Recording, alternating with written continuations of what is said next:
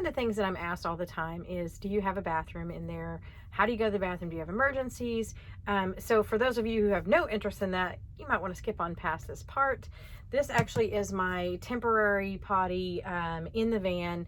I do use it. It's not just emergency, but overnight. I'm at a state park and they have bathrooms, but they're a little ways from me, and I don't want to walk up there in the middle of the night should I have to get up.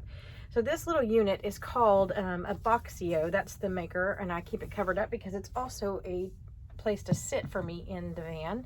Let me see, I'll show you a little bit here. One thing about it is that it does have a pretty large weight capacity, but it's small. It's very short. I'm 5 foot tall, and it's very low to the ground for me. And I actually even bought the extra box that goes underneath for storage. So that's one thing to think of. It works great, but for taller people, you might have your knees in your chest. So just keep that in mind.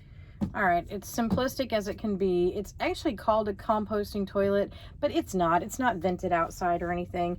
But the reason it's called that is it does have two separate areas. You have an area that separates for your urine, and then an area back there. Obviously, there's nothing in here because I wouldn't show you guys that, but an area back here for the number two, and it separates it so you can dump out your number two, tie the bag up and dump it like you would a diaper, and then the urine has a container underneath, and it does have a little red plug that you pull out here for just to keep any smell down if you have any smell. So there's that. That's how it works. You put the lid on it and you go dump that. The thing about it is that when you have it separated like that, it keeps the smell down, and it also keeps it much easier to dispose of. And after every use, I'll just grab some disinfecting wipes and I wipe the whole thing down just in case, you know, anything got somewhere it shouldn't have been, and I don't want to get that stuff on me later. And then behind, I just keep the toilet paper, and then with this particular brand, you can put whatever you want to in it, but in this particular brand, they just send you a box of shake stuff.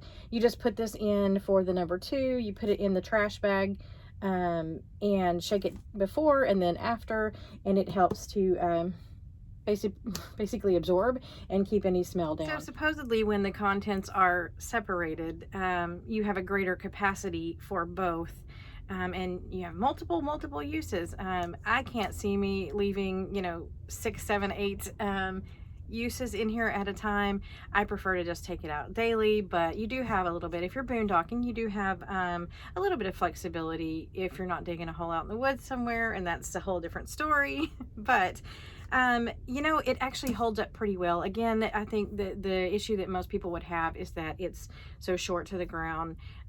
Works great for me, makes a seat in here also, but that's just what I use. There's a ton of options out there. I just didn't want to spend $500 or $1,000, especially since I'm in the no build phase of my van and I don't know what I'm going to want long term, so I don't want to spend a lot of money doing that. So there you go, potty talk over for the day.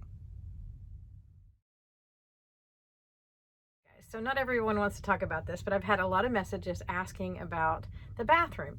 This is my potty. Okay, so I don't know what the weird woo on my fingers. What is that little? I'm like a superhero, y'all.